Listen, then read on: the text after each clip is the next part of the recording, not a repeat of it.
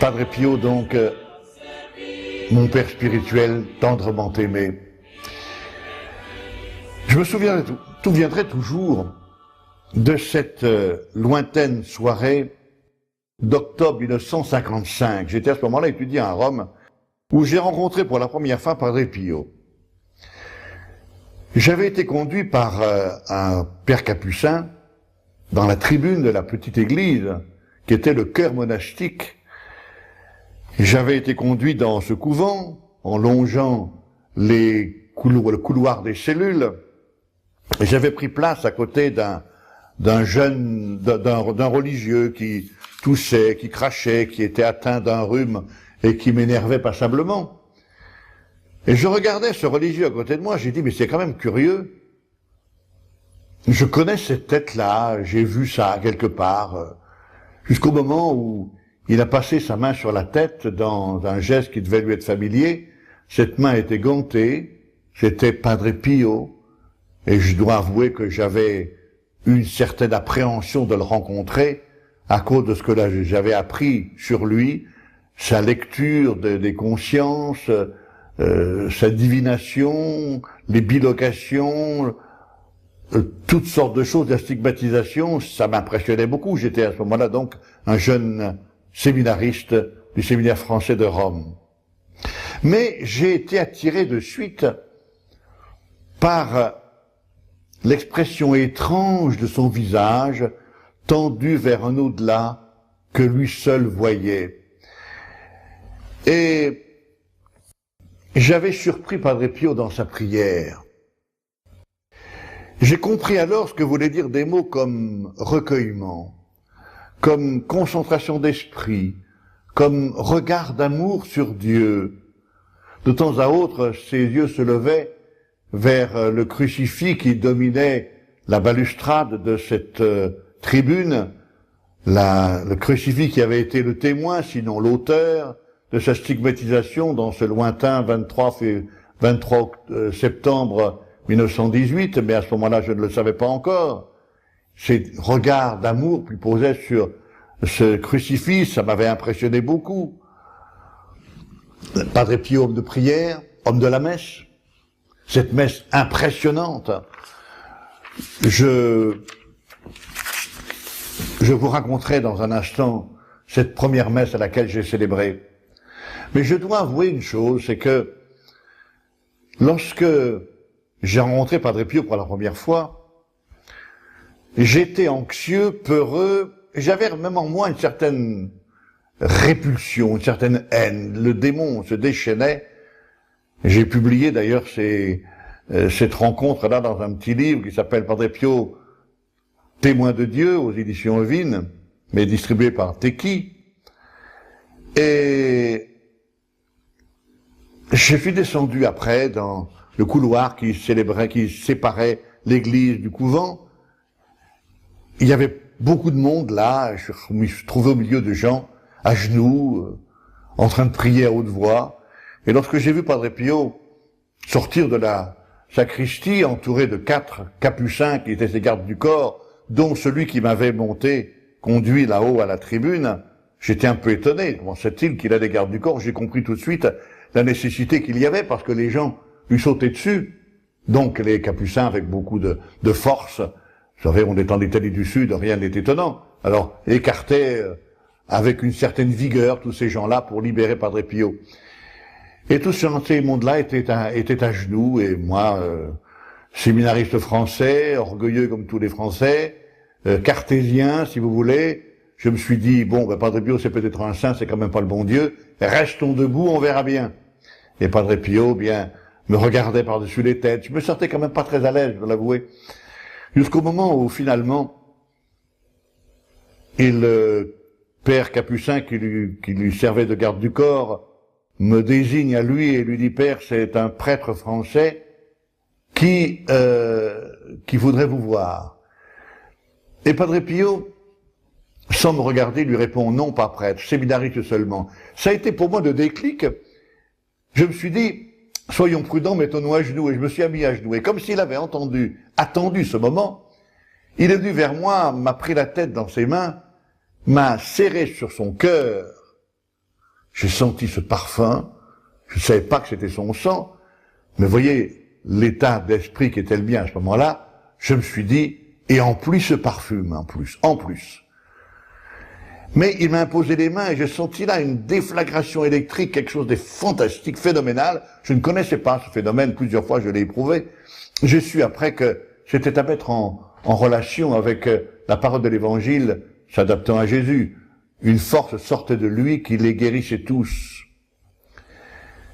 Il me prend la figure dans ses mains, me regarde dans les yeux, il me dit « Oh, tu as fait un voyage très long, 35 heures. » Un rapide calcul m'a montré que il s'était pas trompé. J'avais effectivement voyagé 35 heures dans le train. J'avoue, ne voulais pas aller là. Et puis le démon tout entier, l'enfer tout entier était là dans ce train. Rappelle-toi, dans le wagon. Le wagon, mon compartiment était vide alors que le wagon était archi-comble. Le train était archi-comble. Mais mon compartiment était vide. Les gens ouvraient la porte. Ne me voyaient pas en face, mais regardaient la banquette de gauche, la banquette de droite. Comme si j'avais vu du monde. Et là, il m'a donné l'explication, les démons étaient là, ils ne voulaient pas que j'aille là. Et puis il me dit, écoute, demain je te verrai à 9h, j'ai beaucoup de choses à te dire.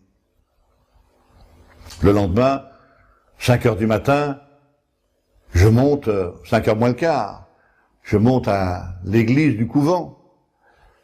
Il y avait là des gens qui étaient agglutinés sur la porte, qui récitaient le chapelet à une allure vertigineuse. Jusqu'au moment où, à 5h moins le quart, on entend un bruit de clé, la porte de petite église s'ouvre brutalement, et tous ces gens-là rentrent comme des furies à l'intérieur. J'étais assez estomaqué, étonné, à la limite scandalisé, parce que j'avais jamais vu rentrer les gens comme ça dans une église. Et quand je suis rentré finalement moi-même après, j'ai vu que tous ces gens-là étaient agglutinés sur le petit autel sur le côté, donc c'était là que Padre Pio devait dire la messe. Ils avaient conquis de haute lutte cette place autour de la table de communion, agglutinés là, et les villages étaient devenus des visages extatiques. Et Padre Pio, finalement, est venu à célébrer cette Eucharistie d'une façon absolument extraordinaire. 2h moins le quart, elle a duré 2 heures, avec des phénomènes fantastiques, parler avec quelqu'un qui était sur l'autel. J'étais finalement arrivé, vous savez, quand on est étudiant à Rome, qu'on a un peu l'habitude de la foule, alors on sait comment manœuvrer pour avancer un peu. Je suis arrivé à 1,5 m à peu près de lui. Je le voyais très bien, parlant avec quelqu'un, le Seigneur qui était là, écartant violemment le démon qui l'empêchait de consacrer, avec une main, 2 mains, poussant. C'était quelque chose d'impressionnant. On avait la gorge serrée, c'est évident. S'effondrant à la consécration, en adoration devant son Dieu qui s'était fait pain et vin. Et puis, au moment de la communion, phénomène de luminosité, il émettait de la lumière. Il y avait à côté de moi un ecclésiastique, un monseigneur qui était le secrétaire du cardinal Lercaro de Bologne, avec qui j'avais lié conversation, et je lui avais dit, écoutez, si jamais il se passe des choses extraordinaires dans cette messe, voulez-vous que je vous en fasse part pour ne pas que je me trompe ou que je me leurre? Vous gardez la tête froide, c'est important. Il y a tellement de choses extraordinaires, je veux garder la tête froide. Il m'avait regardé avec un petit œil, un œil un peu entendu, comme s'il disait, tu n'as pas fini de t'étonner, c'est vrai. Voilà que ce phénomène de luminosité arrive, éclairant. Les lampes étaient devenues un peu pâles elles-mêmes. Il émettait de la lumière, et je me suis dit, mais comment vais-je faire pour exprimer ça à ceux à qui je raconterais cette aventure? Et j'ai simplement trouvé ceci, Padre Pio, c'était une ampoule électrique en forme de Padre Pio qui émettait de la lumière. Ses vêtements étaient devenus tout blancs. J'étais ému et je voyais ce monseigneur à côté de moi, les larmes aux yeux. Je lui dis, monseigneur, qu'est-ce qui se passe ici? Et lui, dans son émotion, me dit, regarde bien, c'est le phénomène de luminosité qui est le propre de très grands mystiques, c'est-à-dire que l'esprit prend tellement possession de la matière qu'elle devient translucide et rayonnante. Il me dit, rappelle-toi, lorsque Jésus sur le Tabor a été transfiguré, c'est exactement ça qui s'est passé. Padre Pio, transfiguré.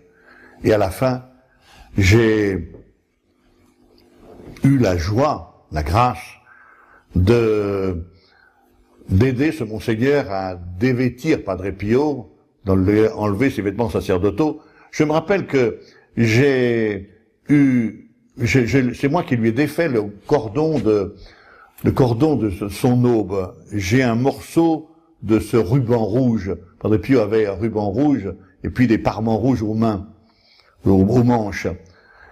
Et lorsqu'il a enlevé son aube, j'ai dit tiens, je vais voir les stigmates. Mais juste avant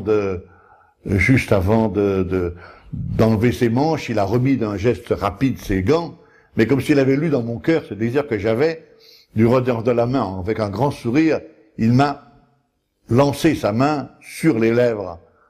Un choc assez fort, mais je me suis dit, mais j'ai du sang ici, alors j'ai épongé mes lèvres, il y avait effectivement du sang sur ce mouchoir, et ce sang était parfumé. Le parfum que je ressentais depuis la veille, depuis le moment d'on arrivait, c'était son sang qui était parfumé. Ce sang dont j'ai ici quelques taches, quelques bribes, j'ai ici quelques morceaux du pansement de la plaie du cœur, également ici, imprégné du sang.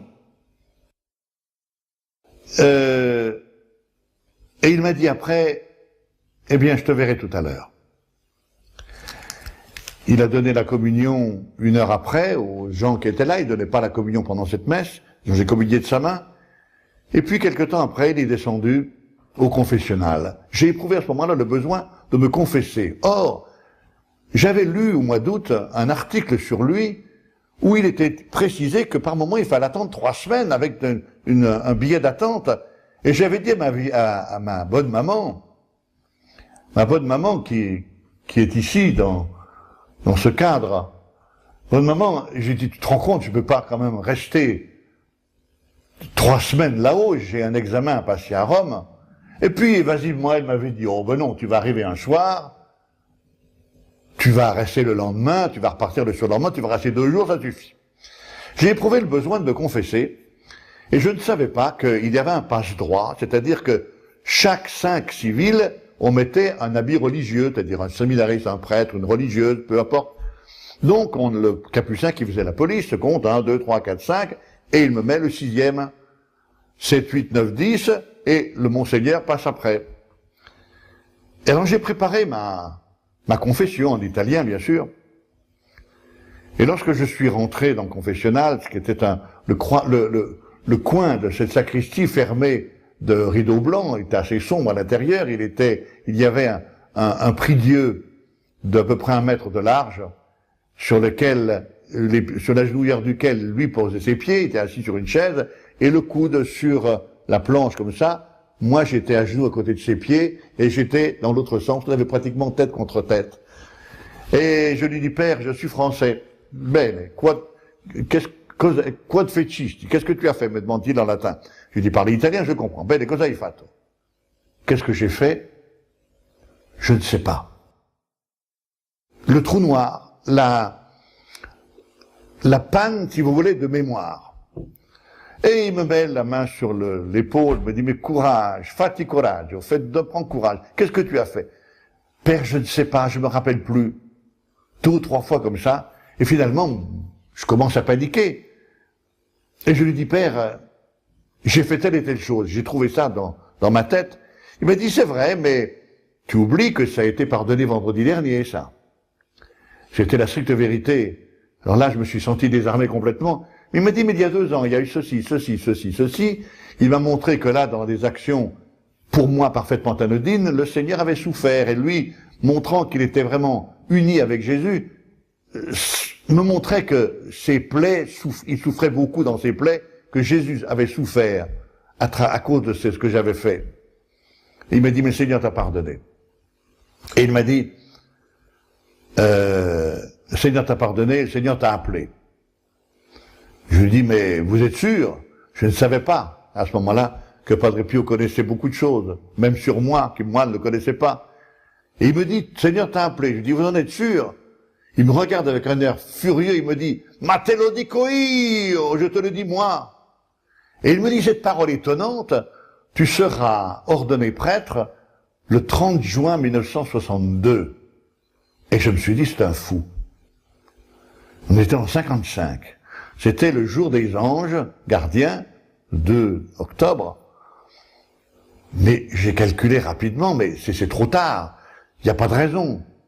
Seulement lui savait, moi je ne savais pas, que le service militaire aurait été prolongé parce que, comme beaucoup de gens de mon âge, j'ai fait la guerre d'Algérie, j'ai perdu 3 ans à l'armée. Mon année d'ordination était 1962, mais le 30 juin, ça n'avait pas de sens. 29 juin, oui, c'est la Saint-Pierre-Saint-Paul, mais le 30 juin. Seulement en 1962, le 29 juin, c'était la fête du Sacré-Cœur de Jésus, et qui avait repoussé d'un jour la fête de Saint-Pierre-Saint-Paul, ordination, à Notre-Dame de Paris, par les des mains du cardinal Feltin, le 30 juin 62. Quand j'ai revu Padre Pio après, il m'a dit « Oh, te l'avevo detto, non, je te l'avais dit. » Et oui. Alors, juste après, dans cette confession, il me dit « Est-ce que tu crois ton ange gardien ?» Toujours cartésien, je lui dis « Vous savez, père, mon ange gardien, moi je l'ai jamais vu. » J'ai ramassé là la paire de gifles la plus célèbre de mon existence. 2 paires de gifles, 4 gifles, frappées avec le poignet, parce que les mains lui faisaient mal. 4 fois. Et il tend son doigt par-dessus mon épaule droite, il me dit « Mais ton gardien, il est là derrière toi. Il est grand, il est beau. » Je me suis retourné, et j'ai rien vu. Mais lorsque mon visage est revenu vers lui, j'étais surpris, parce que son visage tout entier était éclairé d'une étrange lumière. Il y avait dans les pupilles le reflet de l'ange. Et il m'a dit, quand tu veux me dire quelque chose, envoie-moi ton ange gardien. Combien de fois j'ai utilisé cette façon de correspondre avec lui? Combien de fois? Même dans ma vie sacerdotale. Quand j'avais un problème, j'avais appelé mon ange gardien Séraphin. Vous savez, quand on veut un ange par un service de quelqu'un, on lui donne toujours des galons. Alors j'avais appelé Séraphin, c'était un ange de première grandeur. Je ne connaissais pas son nom, maintenant il m'a dit son nom, mais enfin ça c'est du secret. Mais voilà que, je lui dis Séraphin, va te poser cette question, Padre Pio. Dans la fraction de seconde qui suivait, la réponse s'imprimait dans mon esprit. Combien de fois? Et petite anecdote qui m'a beaucoup étonné, un jour avec la famille, nous sommes allés, c'était en 1966 là, et il était sur le matronnet, c'est-à-dire la tribune qui dominait la nef de gauche de cette basilique. Nous, on s'était mis en face de lui, et il était avec ce chapelet, en train de réciter chapelet, il faisait sans arrêt ce mouvement-là, pour montrer qu'il fallait réciter ce chapelet. Il m'avait dit, le chapelet, c'est la chaîne d'amour qui lie ton cœur au cœur de la maman. C'est très beau. Et moi j'étais en bas, on ne pouvait pas monter vers lui, la porte de la sacristie était fermée, je ne pouvais pas accès, et pendant toute la messe, il assistait à une messe qu'il célébrait au maître-autel, tout en disant son chapelet. Je disais, Séraphin, va dire ça au Padre Pio. Tiens, Séraphin, va confier telle ou telle intention. Ah, j'ai oublié ceci. Séraphin, va lui dire ceci. Et lorsque vers la fin de la messe, la porte de la sacristie s'est ouverte, je suis monté là-haut. Je suis arrivé là. Il m'a entendu rentrer. Il s'est retourné. Il me dit, ah, c'est tout, c'est toi. 100 fois je t'ai entendu, devant, derrière, à droite, à gauche, autour de moi, derrière, devant. 100 fois je t'ai entendu, lasciami pregare, et laisse-moi prier. J'étais tellement apeuré que je me suis mis à genoux à côté de lui, en me demandant comment tout ça allait finir. Et finalement, il se retourne dans un bon sourire, comme il m'accueillait chaque fois, me met la main sur l'épaule et me dit, va, mon fils, je t'ai entendu. Je t'ai entendu. Je reviens à la première fois que je l'ai rencontré. Donc, je me suis confessé. Et voilà que je me suis dit, ben, j'ai fait tout ce que j'avais à faire, je suis venu ici, j'ai vu Padre Pio, j'ai assisté à sa messe, j'ai communié de sa main, je me suis confessé, j'ai plus rien à faire là, il y a un car qui s'en va dans 1 heure pour Foggia, je vais le prendre, je vais prendre un train pour Rome, je dois y aller, et donc je vais attendre Padre Pio à la sortie du confessionnal des hommes, et puis, avant qu'il s'en aille dans la petite église pour confesser les dames, je vais me recommander sa prière. Ainsi dit, ainsi fait. Il sort, me regarde avec un grand sourire, et je dis, Père, je me recommande à votre prière parce que je dois partir à Rome pour... Et il me coupe la parole. Il m'a dit, perché Roma? Pourquoi Rome? Ta maman t'a dit de rester 2 jours, tu partiras demain. Bon. Il ne savait pas, je lui avais rien dit. Lui savait. Voilà que le lendemain, je me rapproche de lui pour prendre congé de lui. Et je lui dis, Père, je me recommande à votre prière. Je dois partir à Rome maintenant. Il me dit oui. Et il m'embrasse. Je me mets à genoux devant lui. Il m'impose ses mains avec force, avec cette décharge électrique que beaucoup maintenant connaissent. Et il m'embrasse et il me dit, eh bien écoute, je te prends comme fils spirituel. Je te promets assistance toujours et partout. Jamais je ne te quitterai, je te suivrai toujours parce que tu es le fils de mon cœur. Je ne savais pas ce que ça voulait dire.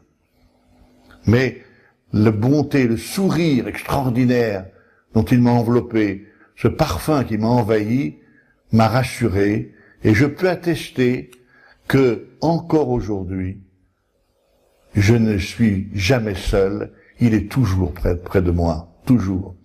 Lorsque il a été béatifié le 2 mai 99, et que la photo officielle, celle qui était sur la façade de la basilique Saint-Pierre, a été dévoilée,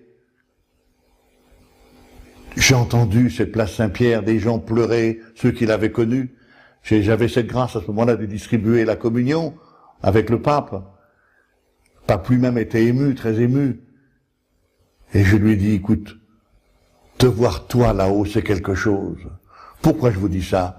Parce que la dernière fois où je lui ai parlé, 1 mois et demi avant sa mort, il m'a dit, mon fils, prie pour que je garde la foi. Je dis, Père, qu'est-ce que ça veut dire? Qu'est-ce que tu veux dire par là? Padre Pio, ce saint de première grandeur qui me demande à moi de prier pour lui, pour qu'il garde la foi. Bon, ça veut dire, j'ai compris tout de suite après, ça veut dire que plus on s'approche de Dieu, moins on le voit. Plus on s'approche d'un feu, plus on est brûlé. Il était aveuglé par la trop grande lumière de Dieu, c'est évident. Et finalement, à ce moment-là, je lui ai dit, mais Père, je voyais souffrir. Pourquoi gardes-tu tes souffrances pour toi? Moi, je veux bien en prendre la moitié demain, si tu veux, pour te soulager. Il me regarde avec un air effaré, il me dit, chais, mon crétin, ça ne se fait pas. Je lui dis, toi, tu dis ça. Qu'est-ce qu'il dit, le Seigneur? Il ferme les yeux, et un moment après, il les ouvre, il me dit, le Seigneur accepte. Et je me suis dit, quelle bêtise j'ai faite. Le lendemain, il y a eu un transfert total de sa messe à la mienne. 2 heures, avec tout ce qu'il revivait, j'ai compris là, dans ma chair, que le prêtre à l'autel ne tient pas la place de Jésus. Il est Jésus-Christ, vraiment. Le Seigneur prend possession totalement du prêtre qui célèbre l'Eucharistie. Le Seigneur renouvelle, continue plutôt, à travers lui, à travers son prêtre, à travers les membres, les lèvres, les mains de son prêtre, son sacrifice de la croix, jeudi saint et vendredi saint.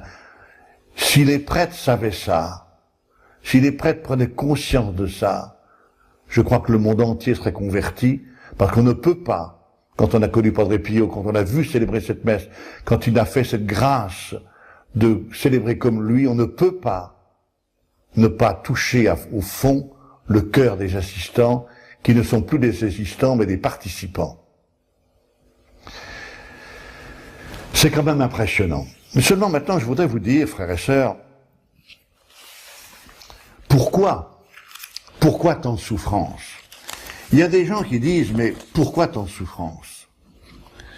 Comment ça se fait que le Padre Pio a été stigmatisé? Pourquoi ces plaies dans les mains, dans les pieds, dans le côté? Pourquoi la crucifixion? Et on dépasse le problème. Pourquoi la souffrance de Jésus? Et c'est ça qu'il faut que je vous explique maintenant, parce que c'est la seule façon, vous voyez, que vous ayez de comprendre le mystère Padre Pio. Que toute la vie de Padre Pio n'est qu'une participation, c'est-à-dire une prise en charge d'une partie de la passion de Jésus pour l'aider à porter sa croix. Si on ne comprend pas ça, on ne comprend pas Padre Pio. Et on reste comme tant et tant de gens à la superficie de cet homme extraordinaire, de cette âme solaire que comme celle que de temps en temps le Seigneur envoie sur notre terre pour rappeler au monde, rappeler le monde près de Dieu, rappeler le monde à revenir vers Dieu dans la pénitence, dans le regret, dans la demande de pardon, dans l'amour, tout simplement.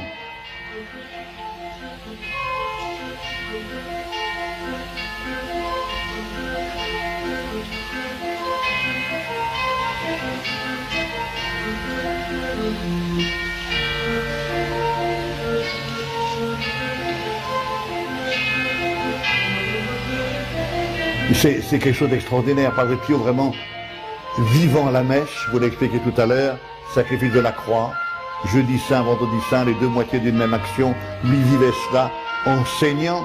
J'ai vu combien de fois Padre Pio être crucifié pendant cette messe. J'ai vu de mes propres yeux les perles de sang qui perlaient sur son front, sur sa nuque, le couronnement d'épines. J'ai vu le sang couler des stigmates. J'ai vu une chose étonnante. Je crois une seule fois j'ai vu ça.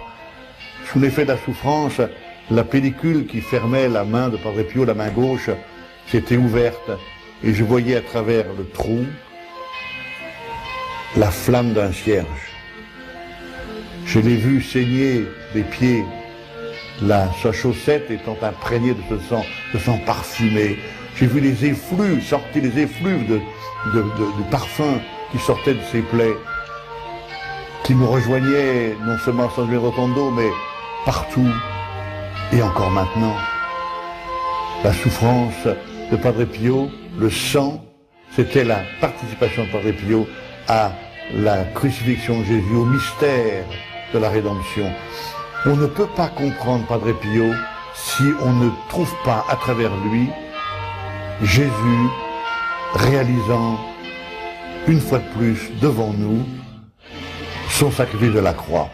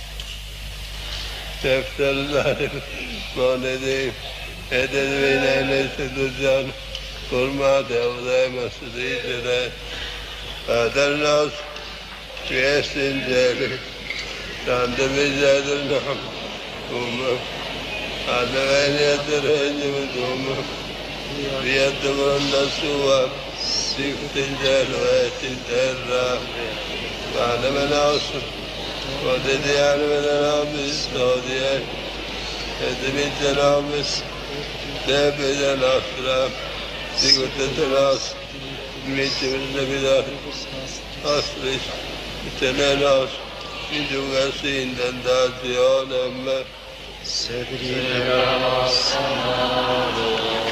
Amen, libera nostra persona.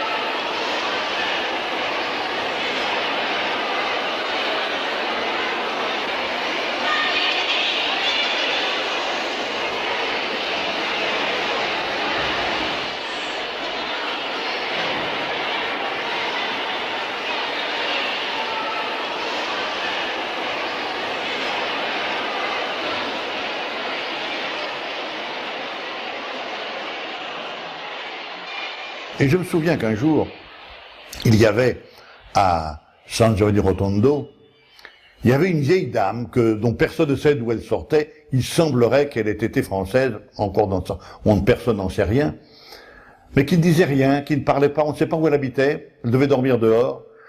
Et voilà que au mois de juillet suivant, sa mort, bon, c'était juillet 69, avec mon père et un ami, Giovanni Siena, écrivain, l'auteur du livre qui s'appelait L'heure des anges, qui était un frère pour moi vraiment, on se retrouve dans la chambre de Padre Pio, priant là.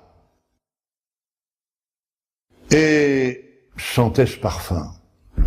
J'étais à genoux sur le lit de Padre Pio, au pied du lit, et puis je lui dis, Père, montre-moi, donne-moi un signe que tu me suis toujours. Donne-moi quelque chose qui t'appartienne. Il y avait avec nous le petit garçon de Giovanni Siena, qui avait à ce moment-là 8 ans. Et il a, pendant qu'on priait, il tournait dans la chambre. Et puis, en sortant, il me prend le bras et me dit, Père, pendant que vous étiez en train de prier, j'ai fait le tour de la chambre de Padre Pio. Et j'ai vu derrière la porte, l'écharpe que Padre Pio avait toujours sur la tête. Il portait toujours une écharpe sur la tête. Mais il y avait des franges au bout. J'ai enlevé une frange pour vous la donner. Et il me fait, avec son air candide, il me dit, c'est pas un péché, non? Oh, je lui dis non. Pour moi, c'était la réponse de Padre Pio. Une frange de son écharpe. Et puis ensuite, après, un morceau de sa bure, de son vêtement. Quelque chose d'extraordinaire. Il m'avait demandé un jour en 66, de fonder à Paris un groupe de prière.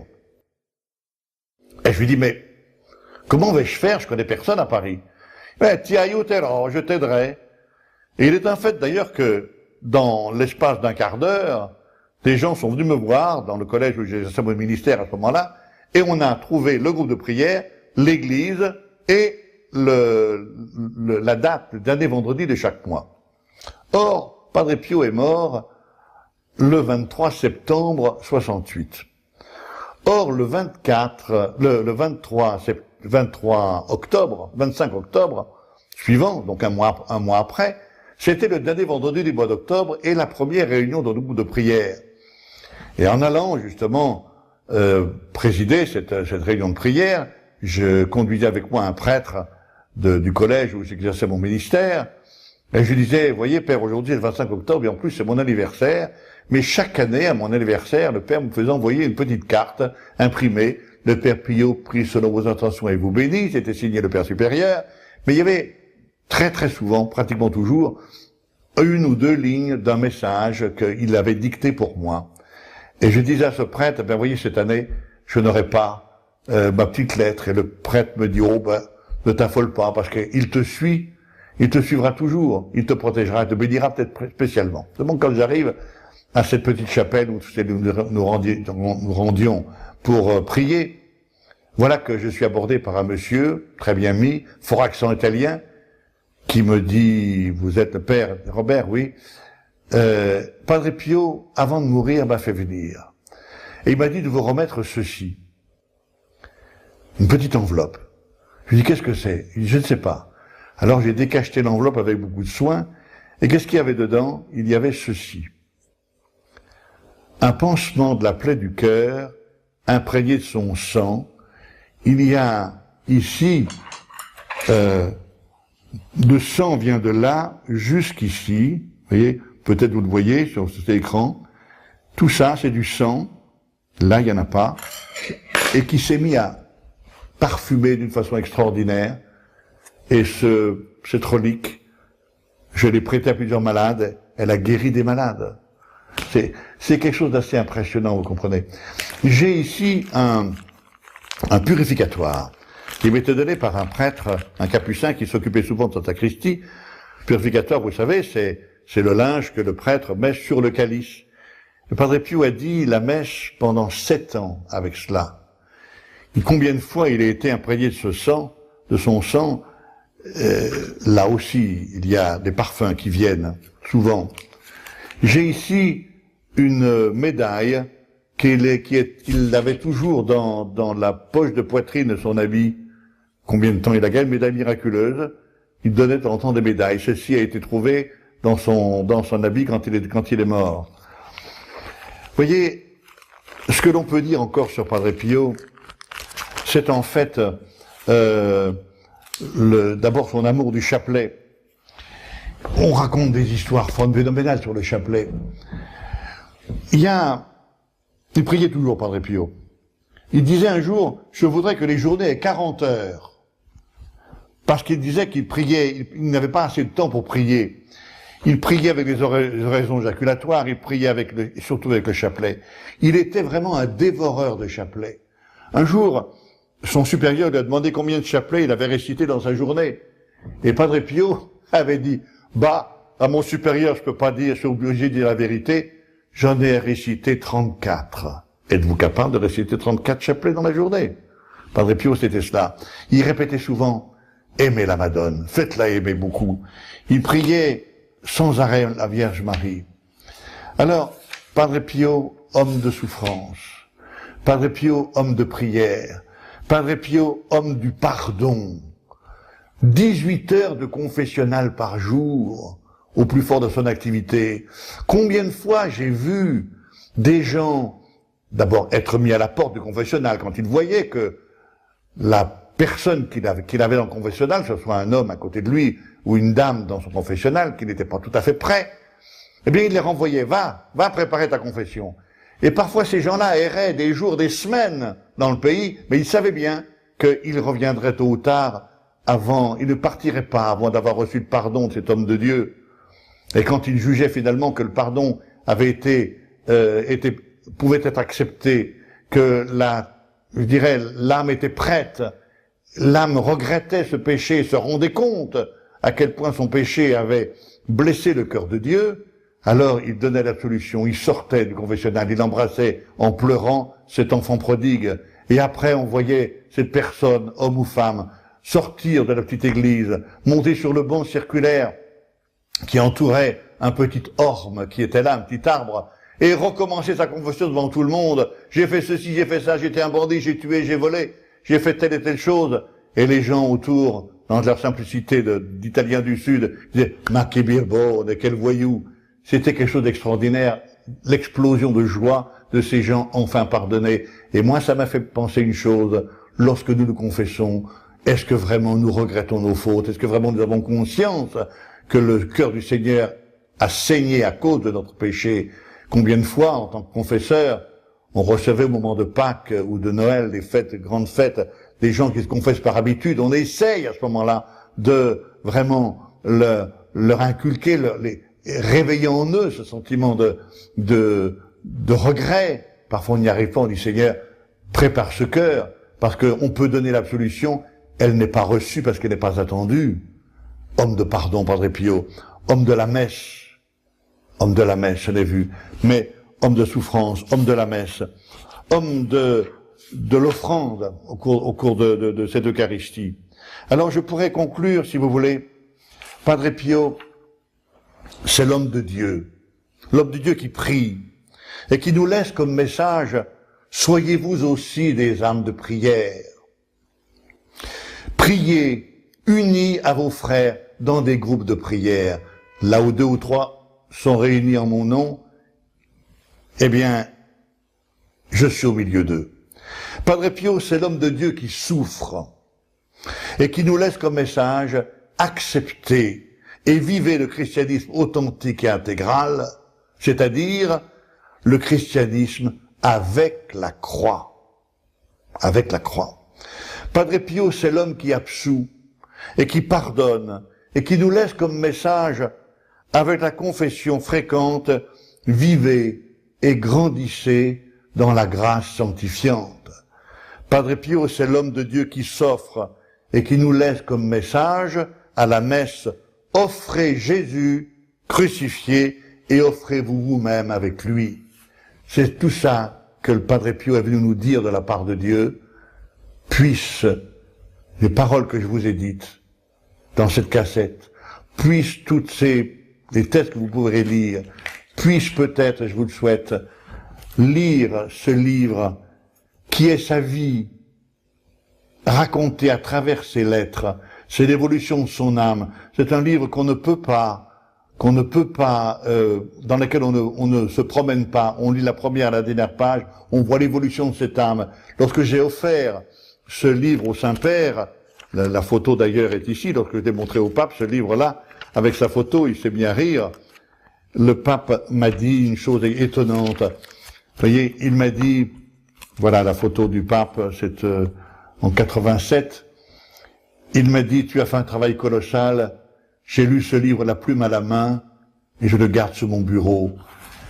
Il y a là-dedans 850 lettres qui ont été traduites, insérées dans le texte. C'est Padre Pio qui prie, qui parle à chaque page. Je vous souhaite, frères et sœurs, justement, de comprendre cela. Je vous ai dit tout à l'heure, je vous ai parlé de cette vieille dame qui était là, à San Giovanni Rotondo, qui était là, qui tournait sans arrêt. Quelques mois après sa mort de Padre Pio, je me trouvais à San Giovanni Rotondo, elle est venue m'appeler. Elle est venue me trouver. Elle me dit, oh, l'on sait tout qui era Padre Pio. Elle parlait comme ça. Est-ce que tu sais, toi, qui était Padre Pio? Et je dis, oui, c'était Jésus. Hai ragione, t'as raison. C'était Jésus revenu nel guscio di Padre Pio, c'est-à-dire dans la personnalité de Padre Pio. Parce que, continue-t-elle, s'il était revenu dans sa personnalité d'avant, les prêtres les premiers l'auraient crucifié de nouveau. Je ne pense pas que ça soit faux. Padre Pio, vous comprenez pourquoi? Pour moi, c'était un père spirituel tendrement aimé.